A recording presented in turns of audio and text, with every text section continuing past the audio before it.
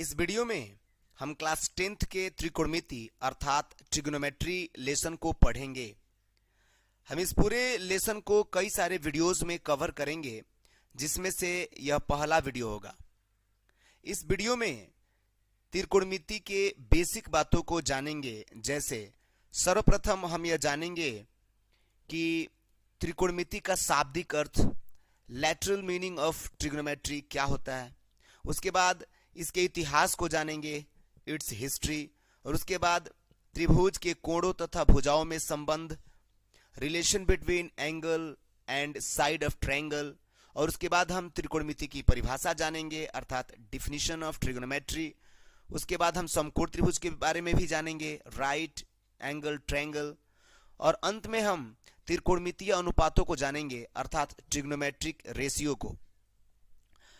तो आइए हम शुरू करते हैं और सबसे पहले जानते हैं त्रिकोणमिति का शाब्दिक अर्थ।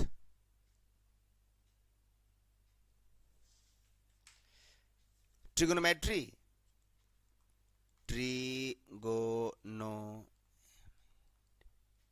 ट्रिग्नोमेट्री ग्रीक भाषा के 3 शब्दों से मिलकर बना है।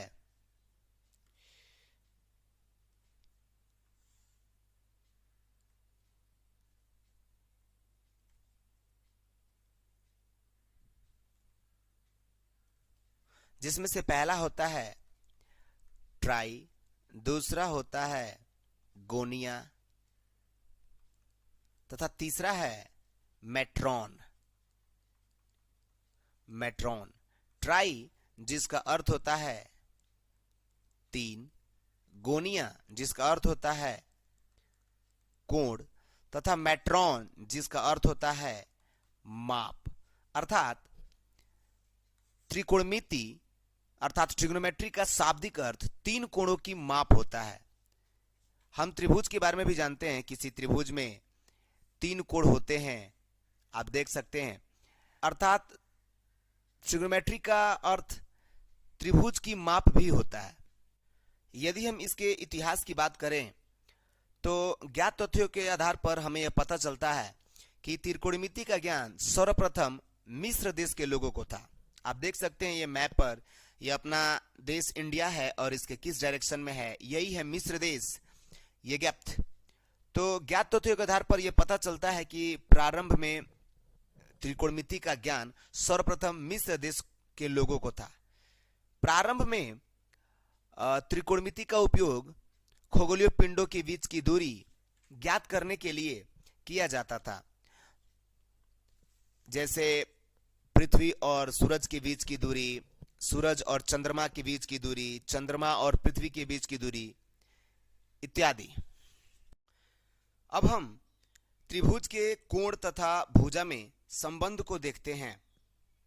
उदाहरण के लिए हम कोई त्रिभुज लेते हैं, जैसे माना कि यह कोई त्रिभुज है, हम इसका नामकरण कुछ भी कर देते हैं। जैसे माना कि इसका नाम हमने रखा A, B, C।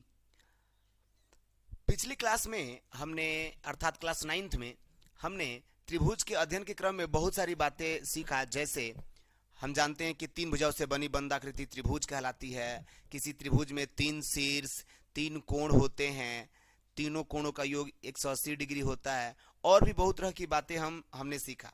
यहाँ पर हम एक विशेष संबंध देखने वाले हैं, किसी त्रिभुज के कोण और उसकी भुजाओं में क्या होता है। समझने के लिए हम यहाँ इस त्रिभुज के भुजा की लंबाई कुछ भी ले लेते हैं तथा कोणों का मान भी कुछ भी ले लेते हैं। जैसे माना कि ये कोण 90 डिग्री का है तथा ये 60 डिग्री का है और ये 30 डिग्री का है। इसी प्रकार माना कि ये भुजा 13 सेंटीमीटर का है, ये 12 सेंटीमीटर का है और ये 5 सेंटीमीटर का है। हम यहाँ देखते हैं कि जब हम इस त्रिभुज के इस एंगल को अर्थात जो 30 डिग्री है बढ़ाते हैं, अर्थात जब हम इसे 40 डिग्री करते हैं या फिर इसे हम 20 डिग्री करते हैं, तो हम देखेंगे कि ये जो त्रिभुज की भुजाएं हैं इसका भी वैल्यू क्या हो जाता है, बदल जाता है। या फिर हम इस कोण को बदले या फिर हम इस कोण को बदले। हम किसी भी त्रिभुज में किसी भी कोण को जब हम परिवर्तित करते हैं तो उसकी जो भुजाओं की लंबाई जो प्रारंभ में थी वो नहीं रहती है, वो बदल जाती है। यह एक विशेष प्रकार का संबंध होता है किसी त्रिभुज के कोण और उसकी भुजाओं के बीच। इसी संबंध का जानकारी सर्वप्रथम हमें हिपार्कस ने दिया। आप देख सकते हैं इन्हें, ये हिपार्कस साहब यूनान देश के रहने वाले थे। इन्हें ही हम त्रिकोणमिति का जन्मदाता मानते हैं। हम त्रिकोणमिति में त्रिभुज के कोणों और उनकी भुजाओं में क्या संबंध होता है, इसी के बारे में जानकारी प्राप्त करते हैं। अतः हम उसकी परिभाषा इस प्रकार दे सकते हैं: गणित की वह शाखा जिसके अंतर्गत हम त्रिभुज की भुजाओं और कोणों के बीच संबंध का अध्ययन करते हैं, त्रिकोणमिति कहलाता है। अब हम समकोण त्रिभुज के बारे में अध्ययन करते हैं, क्योंकि आगे इस लेसन में समकोण त्रिभुज पर आधारित अनेकों प्रश्न आते हैं। तो समकोण त्रिभुज को समझने से पहले हमें न्यून कोण किसे कहते हैं और समकोण किसे कहते हैं, ये समझना पड़ेगा। तो आइए हम सबसे पहले समझ लेते हैं न्यून कोण क्या है। न्यून कोण, in English acute angle. Acute angle पिछले क्लासों में हम ये सब पढ़ चुके हैं। वैसा कोण जिसका माप 0 डिग्री और 90 डिग्री के बीच होता है। 0 डिग्री और 90 डिग्री के बीच जितने भी कोण होते हैं सबको हम लोग न्यून कोण कहते हैं। न्यून कोण, एक्यूट एंगल, अर्थात 1 डिग्री से लेकर और 89 डिग्री तक सभी कोण न्यून कोण कहलाते हैं। जैसे 10 डिग्री, 20 डिग्री, 15 डिग्री इत्यादि। अब हम समझ लेते हैं समकोण किसे कहते हैं। समकोण, समकोण क्या है? Right angle.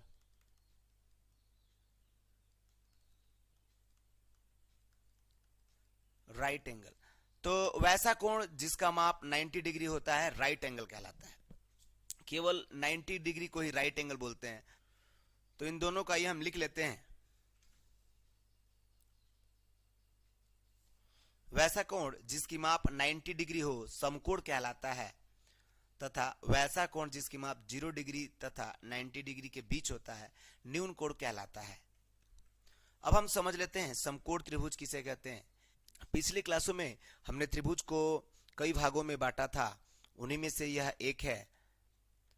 वैसा त्रिभुज जिसका एक एंगल 90 डिग्री के होते हैं समकोण त्रिभुज कहलाते हैं। अगर हम इस त्रिभुज का नामकरण ABC करें तो इसमें B कोण समकोण है इस बार। तो कोई भी त्रिभुज जिसमें एक एंगल समकोण हो, एक एंगल 90 डिग्री के हो, उसे हम समकोण त्रिभुज कहते हैं। वो किसी भी रूप का हो सकता है, जैसे वो इस रूप का भी हो सकता है, केवल एक एंगल 90 डिग्री होना चाहिए। इस बार इसमें यहाँ 90 डिग्री है, यह भी समकोण त्रिभुज है। इस रूप का भी हो सकता है। किसी भी त्रिभुज में केवल एक एंगल 90 डिग्री होना चाहिए, वो समकोण त्रिभुज कहलाता है। इस बार यहाँ पर 90 डिग्री है, अतः यह भी समकोण त्रिभुज है। अब हम समझ चुके हैं समकोण त्रिभुज किसे कहते हैं। समकोण त्रिभुज में भुजाओं का अलग अलग नाम होता है। जैसे इसमें से किसी एक का नाम होता है कर्ण, हाइपोटेनस,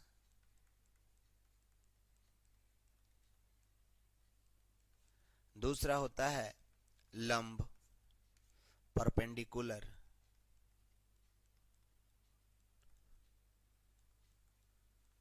और तीसरा होता है आधार, बेस। आइए हम समझते हैं कर्ण किसे कहते हैं। तो किसी भी समकोण त्रिभुज में जो समकोण होता है अर्थात 90 डिग्री होता है, उसके सामने वाली जो भुजा होती है उसे ही हम कर्ण कहते हैं। जैसे इस समकोण त्रिभुज में समकोण ये है और उसके सामने वाली भुजा ये है, हम इसका नामकरण कर लेते हैं। जैसे इसका नाम हमने रखा PQR, इसका नाम है LMN। हम समझने के लिए कुछ भी नाम मान लेते हैं।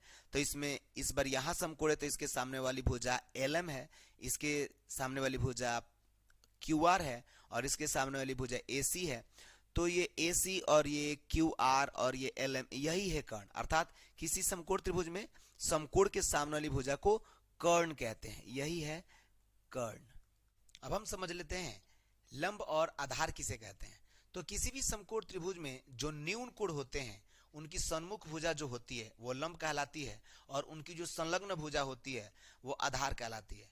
अगर हम इस त्रिभुज ABC की अगर हम बात करें तो इसमें दो न्यून कोण है, जैसे एक न्यून कोण है ए और दूसरा न्यून कोण है सी, तो अगर हम सी न्यून कोण के हिसाब से देखें तो इसके सन्मुख भुजा ए बी है, अर्थात यही है लंब, और बी सी है संलग्न भुजा, तो यही है आधार। हालांकि एसी भी संलग्न भुजा है, लेकिन हम पहले से जानते हैं कि एसी तो समकोण के सन्मुख भुजा है, अर्थात ये तो कर्ण है, अतः अब रह गया बीसी, अतः बीसी ही आधार है। लेकिन हम जानते हैं कि कोण ए भी तो न्यून कोण है, अगर कोण ए के हिसाब से हम देखें तो इसके सन्मुख भुजा बीसी है, अतः यह है लंब, और फिर इसकी संलग्न भुजा है ए बी, अतः यह आधार है। तो हम क्या पाते हैं कि ए बी लंब भी है और आधार भी है, बीसी लंब भी है और आधार भी है। एक्चुअली इसमें से लंब कौन है और आधार कौन है यह फिक्स नहीं होता है कि इसमें से लंब कौन है और आधार कौन है।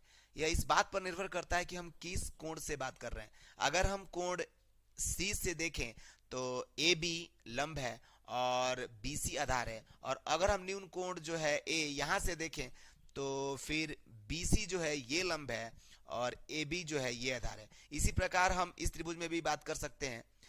जैसे हम एल एम एन समकोण त्रिभुज की अगर बात करें तो इसमें से एल एन जो है वो कर्ण है, और यहाँ पे दो न्यून कोण यहाँ पर भी है, एक है एन और दूसरा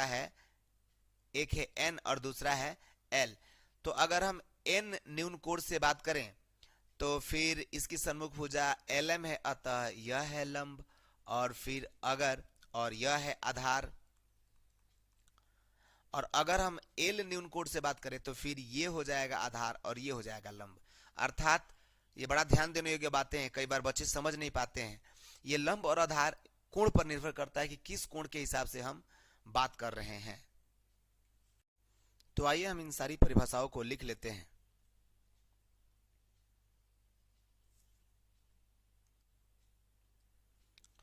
वैसा त्रिभुज जिसमें एक कोण समकोण हो समकोण त्रिभुज कहलाता है। कर्ण समकोण त्रिभुज में समकोण के सामने वाली भुजा को कर्ण कहते हैं, और आधार समकोण त्रिभुज में न्यून कोण के संलग्न भुजा को आधार कहते हैं। लंब समकोण त्रिभुज में न्यून कोण के सामने वाली भुजा को अर्थात सन्मुख भुजा को लंब कहते हैं। आइए अब हम देख लेते हैं त्रिकोणमितीय अनुपात किसे कहते हैं। तो जो समकोण त्रिभुज जो होता है, जैसे हम फिर से एक ले लेते हैं कोई समकोण त्रिभुज, और उसमें जो भुजाएं होती हैं उसके जो अनुपात होते हैं उसी के अनुपात को हम त्रिकोणमितीय अनुपात कहते हैं। जैसे ये हम कोई ट्रायंगल ले लिया और इसका हम फिर से नाम रख देते हैं ए बी सी, और सी जो ये न्यून कोण है इसके हिसाब से देखें तो ये हो जाएगा लंब, और फिर ये हो जाएगा आधार, और फिर ये हो जाएगा कर्ण। तो ये अगर इन दो भुजाओं का अनुपात बनाए तो ये बन सकता है लंब बटा कर्ण। यदि हम इन दो भुजाओं का अनुपात बनाए तो ये बन सकता है आधार बटा कर्ण, या फिर ये कर्ण बटा आधार भी हो जाएगा, या फिर कर्ण बटा आधार, या फिर ये भी लंब बटा कर्ण बना था तो ये कर्ण बटा लंब भी हो सकता है, कर्ण बटा लंब। तो हम जो यहाँ पे देखते हैं ये भुजाओं का अनुपात है। इन्हीं भुजाओं के अनुपातों को हम त्रिकोणमितीय अनुपात कहते हैं। अर्थात हमने जान लिया कि समकोण त्रिभुज में जो ये भुजाएं होती है आधार कर्ण लंब, इनके जो अनुपात होते हैं इसी अनुपात को हम लोग त्रिकोणमितीय अनुपात कहते हैं। जैसे ये त्रिकोणमितीय अनुपात है, और भी त्रिकोणमितीय अनुपात हम बना सकते हैं, अर्थात और भी भुजाओं का अनुपात बना सकते हैं। तो यही है त्रिकोणमितीय अनुपात। तो आइए इसे लिख लेते हैं। जैसे समकोण त्रिभुज के भुजाओं के अनुपात को त्रिकोणमितीय अनुपात कहते हैं। अब यदि हमें कोई एक समकोण त्रिभुज में भुजाओं का अनुपात बनाने के लिए कहे तो आइए देखते हैं हम कितने अनुपात बना सकते हैं, अर्थात कितने अनुपात बना पाना संभव है। फिर से हमने एक ट्रायंगल लिया, इसका नामकरण हम फिर से कुछ भी ले लेते हैं। जैसे इस बार हमने फिर लिया P Q और R, फिर ये R जो न्यून कोण है इसके हिसाब से देखें तो फिर ये हो जाएगा लंब, ये हो जाएगा लंब, और फिर ये हो जाएगा आधार, और फिर ये हो जाएगा कर्ण। तो आइए हम इन भुजाओं के अनुपात बनाएं, अर्थात त्रिकोणमितीय अनुपात बनाएं। देखते हैं कितने अनुपात बन पाना संभव है। तो सबसे पहले इन दो भुजाओं के अगर अनुपात हम बनाए तो ये बन जाएगा लंब बटा कर्ण, और यदि इन दो भुजाओं के अनुपात बनाया जाए तो ये बन जाएगा आधार बटा कर्ण, आधार बटा कर्ण। और फिर यदि इन दो भुजाओं का अनुपात बना लिया जाए तो ये बन जाएगा लंब बटा आधार। लिख लेते हैं लंब बटा आधार, लंब बटा आधार। फिर अगर इस अनुपात को उलट दें तो एक और अनुपात बनेगा, फिर इस अनुपात को उलट दें, फिर इस अनुपात को, ये तीनों अनुपातों को उलट दें तो एक एक और अनुपात बन जाएगा। तो आइए बना लेते हैं। सबसे पहले इसको अगर पलट दिया जाए, यानी अंश हर में और हर अंश में, जैसे ये लंब बटा आधार है तो वो बन जाएगा पलटने से आधार बटा लंब। और यदि फिर हम इस अनुपात को पलट दे तो ये तो पहले से आधार बटा कर्ण, तो अब वो बन जाएगा कर्ण बटा आधार। और अगर पहले वाला अर्थात इसको अगर हम पलट दें तो ये तो लंब बटा कर्ण है, तो ये बन जाएगा कर्ण बटा लंब। तो इस प्रकार हम किसी समकोण त्रिभुज के भुजाओं का अनुपात बना सकते हैं, और ये 6 ही अनुपात संभव है। आप भी बना के देख सकते हैं। अब यहां पर हमें देखना है कि इन अनुपातों के अलग अलग नाम दिए गए हैं। जैसे ये लंब बटा जो कर्ण है, इस अनुपात का नाम है साइन, साइन का नाम है कोसाइन, कोसाइन। ये जो लंब बटा आधार है, इस अनुपात का नाम है टेंजेंट, टेंजेंट। आधार बटा जो लंब है, इस अनुपात का नाम है कोटेंजेंट, क्योंकि ये इसको उलटने से बना है। और फिर ये जो कर्ण बटा आधार है, इसका नाम है सेकेंड, सेकेंड। और ये जो कर्ण बटा लंब है, लास्ट जो अनुपात है, इसका नाम है कोसेकेंड। तो ये सब इन अनुपातों के नाम है।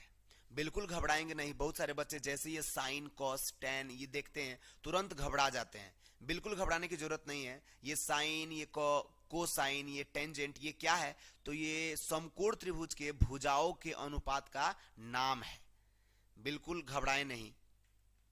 अब हम यहां पर देखते हैं कि जो हमने ये नाम लिखा है, यह इसके बड़े बड़े नाम है, लेकिन हम उपयोग के तौर पे इसका इस्तेमाल नहीं करते। हम इसके शॉर्ट नेम का इस्तेमाल करते हैं।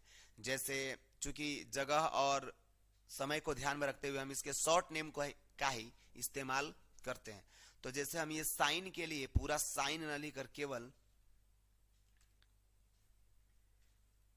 हम SIN साइन, जैसे देख सकते हैं केवल साइन लिखते हैं। उसी प्रकार इसके लिए हम पूरा न लिखकर केवल कोसाइन के लिए केवल कॉस लिखते हैं, कॉस। और उसी प्रकार हम टेंजेंट पूरा ना लिखकर केवल टैन लिखते हैं, टैन, टैन। इसी प्रकार कोटेंजेंट के लिए हम केवल कॉट, कॉट। और फिर कोसेकेंड के लिए हम सेक लिखते हैं, सेक। आप देख सकते हैं केवल सेक लिखते हैं, सेक। और कोसेकेंड के लिए हम केवल कॉसेक लिखते हैं, कॉसेक। तो यही जो इसका शॉर्ट नेम है, यही हम इस्तेमाल करते हैं। तो ये बड़ा जरूरी है, हमें ये याद हो जाना चाहिए। कुछ लोग चूंकि ये लंब को हम परपेंडिकुलर बोलते हैं, अर्थात इसको P से, और आधार को बेस बोलने के चलते B से, और कर्ण को हाइपोटेनस बोलते हैं तो इसको स्मॉल h से सूचित करते हैं।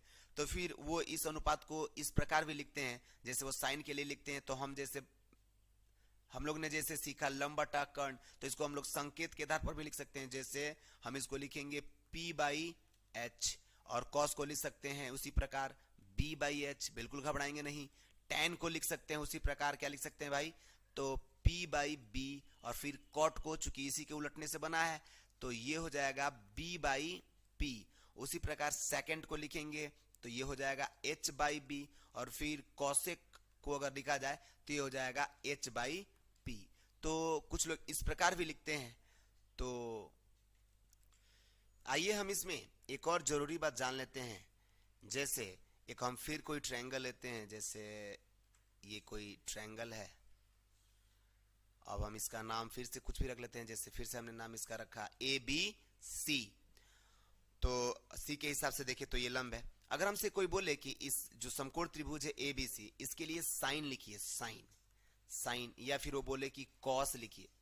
तो हम तो जानते हैं कि साइन के लिए होता है, साइन तो समकोण त्रिभुज के भुजाओं के अनुपात का नाम है, और यह होता है लंब बटा कर्ण, लंब बटा कर्ण। तो हम किन भुजाओं के नाम लिखेंगे? जैसे इस भुजा का नाम है ए बी, इस भुजा का नाम है बी सी, और इस भुजा का नाम है ए सी। तो हम कौन से भुजा लिखेंगे? तो लंब। अब रह गया लंब कौन है इसमें?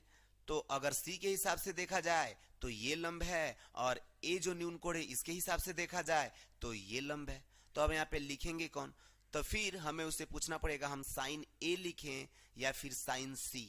साइन ए, इसका मतलब होता है कि हम समकोण त्रिभुज के ए जो न्यून कोण है वहां से बात कर रहे हैं, अर्थात तो यहां पर हो जाएगा लंब बटा कर्ण ही होगा, लेकिन अब ए के हिसाब से तो लंब हो जाएगा बी सी। तो अब हम लिख देंगे बी सी अपॉन कर्ण तो है ए सी, तो बी सी अपॉन ए सी। इसी प्रकार यदि हमसे कोई बोले कॉस लिखिए, तो फिर कॉस से तो पता नहीं चलेगा, क्योंकि कॉस किस एंगल से बात करते उसको बोलना पड़ेगा कॉस ए या फिर कॉस सी। तो फिर वो बोलता है कॉस ए, अर्थात तो यहां से बोलना चाहता है। तो हम फिर जानते हैं कॉस के लिए तो होता है आधार बटा कर्ण। तो फिर अगर देखा जाए तो ए के हिसाब से आधार है ए बी, तो इसके लिए भुजाओं का अनुपात बनेगा ए बी अपॉन ए सी, अर्थात ए बी बटा ए सी। इसी प्रकार अगर हमसे कोई बोल दे tan सी लिखिए, tan सी, तो इसका मतलब वो सी एंगल के हिसाब से बोलना चाह रहा है। तो हम तो जानते हैं tan के लिए क्या होता है, तो ये होता है लंब बटा आधार। तो आइए सी के हिसाब से देखा जाए लंब कौन है, तो लंब तो है ए बी, तो हम इसके लिए फिर लिख देंगे ए बी बटा बी सी। तो हम यहाँ पे देखते हैं कि ये जो केवल साइन कॉस टेन नहीं लिख सकते, हम यहाँ पे साइन ए लिखेंगे, कॉस ए लिखेंगे, टेन सी, कुछ भी हमें ये जरूर साइन और कॉस और टेन के बगल में ये जो संकेत है शीर्ष का ये देंगे, ताकि पता चले कि हम उस समकोण त्रिभुज के किस शीर्ष से बात। तो हम इसी के स्थान पर इस शीर्ष के कोण भी लिख सकते हैं, जैसे ये 30 डिग्री है, या फिर माना कि यह थीटा है, तो फिर हम इसको कोण से भी लिख सकते हैं। जैसे इसको हम लिख सकते थे tan 30 डिग्री, तो अभी ये लिखाएगा ए बी बटा बी सी, क्योंकि हम यहीं से बात कर रहे हैं। या फिर हम इसको अगर थीटा कोण मानते हैं, ज्यादा कोणों को थीटा से ही सूचित किया जाता है, इसीलिए हम इसको tan थीटा अगर लिखता तो फिर हमको यहाँ पे लिखना पड़ता ए बी बटा बी सी, क्योंकि लंब बटा कर्ण, लंब बटा आधार यही है। तो ज्यादातर कोण को थीटा से ही सूचित करते हैं। तो हम यहाँ पे देखते हैं कि यह tan सी जो है, चाहे tan थीटा जो है, ये tan थीटा जो है, ये थीटा और tan का गुणनफल नहीं है, अर्थात ये tan और थीटा के गुणा करने से प्राप्त नहीं हुआ है, ये बस एक संकेत है। उसी प्रकार साइन ए जो है, ये साइन और ए का, जैसे ये साइन और ए का यह गुणनफल नहीं है, यह गुणनफल नहीं है, यह साइन और ए बस एक संकेत है। साइन का मतलब तो हम जानते हैं लंब बटा कर्ण, और ए सिर्फ यह बता रहा है कि हम समकोण त्रिभुज के किस शीर्ष से बात कर रहे हैं। तो हमने सीखा, आइए एक बार उसको फिर से लिख लेते हैं। मानते हैं जैसे फिर से हम कोई ट्रायंगल लें,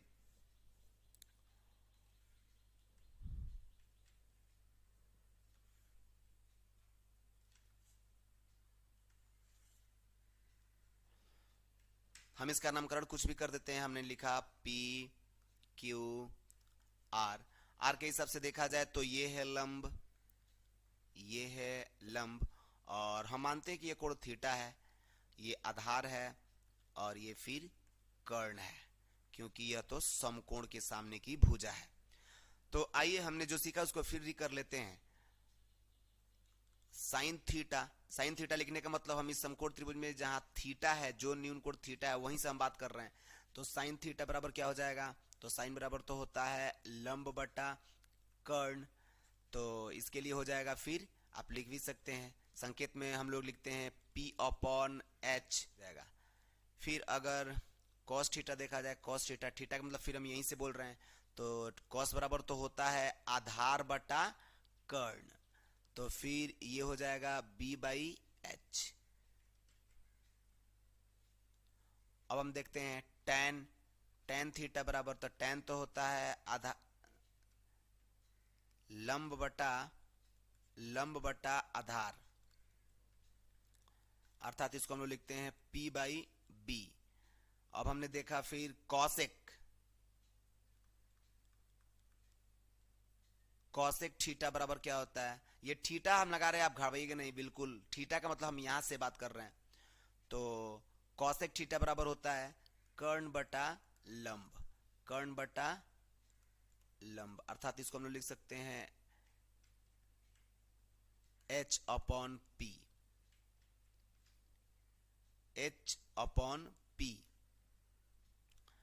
एक और अनुपात हमने देखा सेक थीटा बराबर होता है कर्ण बटा आधार,